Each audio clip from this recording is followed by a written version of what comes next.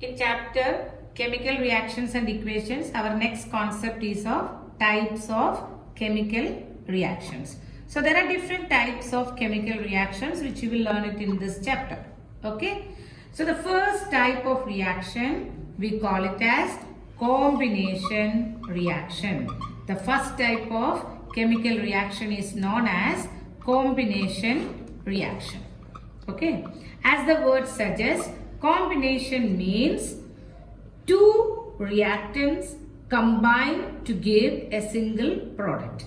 That means two reactants, when it combine to give a single product, we call that type of reactions as combination reactions. Okay. Now, when two reactants combine to give you single product, automatically some energy will be also released along with it. Okay. So any reaction in which energy is released along with the reaction, we call it as exothermic reaction. So any reaction in which heat energy is released out is known as exothermic reaction. So we can say that all combination reactions are exothermic reaction. So now we will see some of the examples for combination reactions.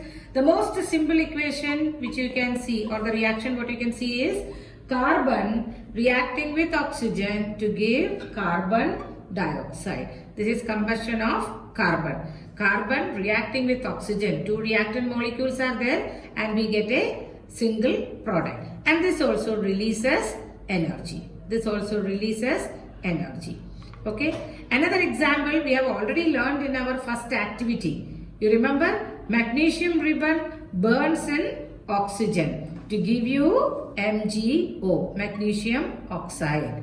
Okay. So this is the second reaction, which is the example for combination reaction. Now we have calcium oxide. Okay. Calcium oxide, the chemical name is calcium oxide. It is also known as quicklime.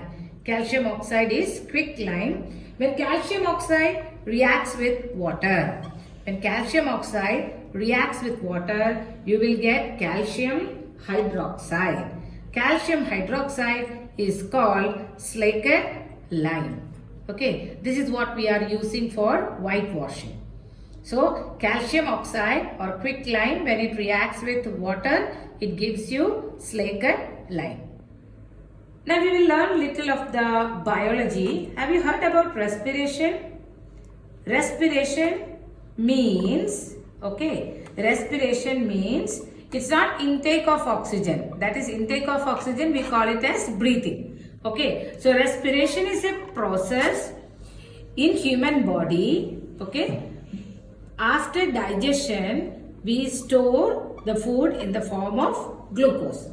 This glucose, when respiration reaction takes place, it releases large amount of energy. As it is a exothermic reaction, respiration reaction is also known as one of the combination reaction. This is repeatedly asked in boards. So why respiration is considered as a combination reaction?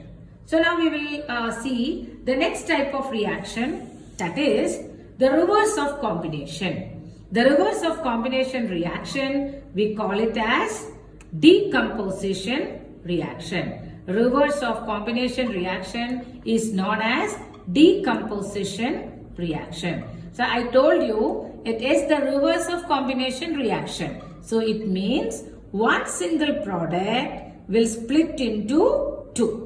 Okay, if one single product breaks into two or more products, that we call it as decomposition reaction. So this will be splitting. Splitting is possible only with the help of energy. So splitting is possible only with the help of energy.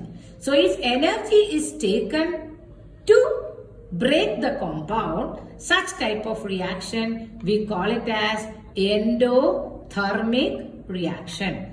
Endothermic reaction. That means heat energy is taken, heat or any form of energy is taken into to break the compound.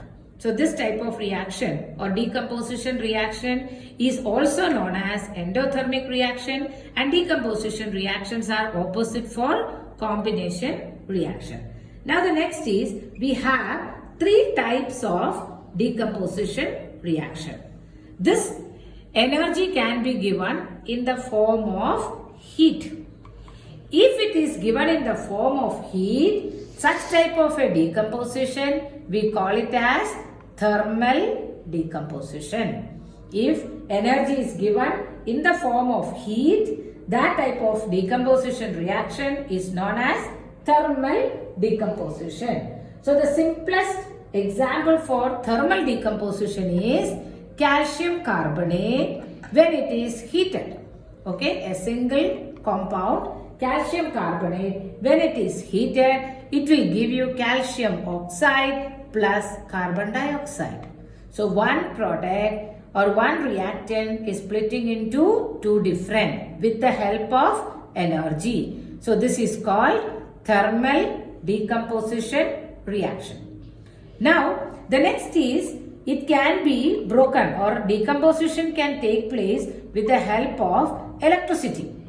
That type of decomposition we call it as electric decomposition.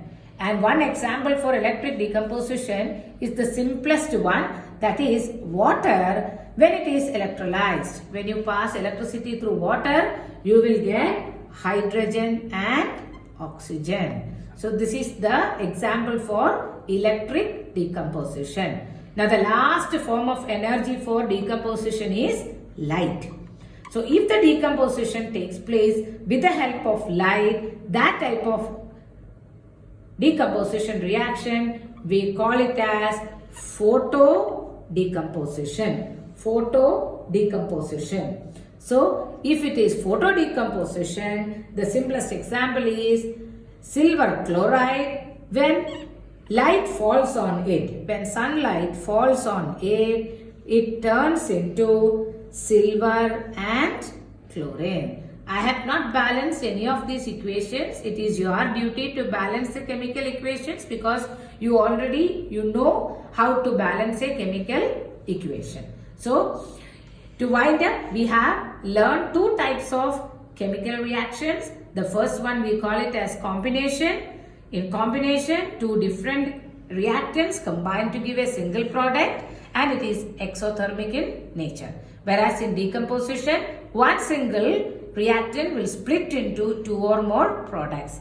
And this can take place with the help of heat, it can take place with the help of electricity, as well as it takes place with the help of light. You should be aware of one equation for each type of decomposition reaction. Now the third type of chemical reaction, we call it as displacement reaction. What is it? Displacement reaction. As the word suggests, displacement means one element will displace another element. Okay, so you should be aware about the reactivity series of elements. Okay, so reactivity series of elements actually you learn in the chapter metals and non-metals. Okay, so I'll just brief out only the symbols for the reactivity series. Okay, the highest reactive element is potassium, then comes sodium, then comes calcium, then comes magnesium, aluminium, zinc, iron, lead, hydrogen, copper, mercury, silver and gold. So this is the way the reactivity decreases. So which is the highest reactive element is potassium. So if you know the reactivity series only, you can predict whether the reaction will take place or not. For example, I take iron, Fe, I add copper sulfate to it, CuSO4. Now I will check out of iron and copper who is more reactive. Check with the reactivity series. After after iron only copper comes. So it means iron is more reactive than copper. So what will happen is iron will displace copper from the copper sulfate solution. So what we get is instead of CuSO4, we get FeSO4. And who is displaced? Copper is displaced. Same way, we will check one more equation. For example, zinc. You take zinc and again you add copper sulfate to it. Check zinc whether it is more reactive than copper or less reactive than copper. See, when we check in the series, we say that zinc, it is more reactive than even iron. So definitely your zinc will displace copper from copper sulfate. So you will get ZnSO4 plus zinc. So this is what we call it as displacement reaction. So in briefing, displacement reaction is any reaction in which a more reactive element will displace a low reactive element. For example, again I am giving you like what will happen, okay, what will happen if you add iron, to zinc sulfate, ZnSO4. What will happen when you add iron to zinc sulfate? So now we need to see whether iron is more reactive than zinc. But when we check the reactivity series, it is clear that iron is less reactive than zinc. So iron can never displace zinc from zinc sulfate solution. Therefore, you have to write there that no reaction will take place. What is the reason? The reaction will not take place because iron is less reactive than zinc sulfate. So to brief out once again, we have learned as of now 3 types of chemical reactions: combination reaction, decomposition reaction and displacement reaction.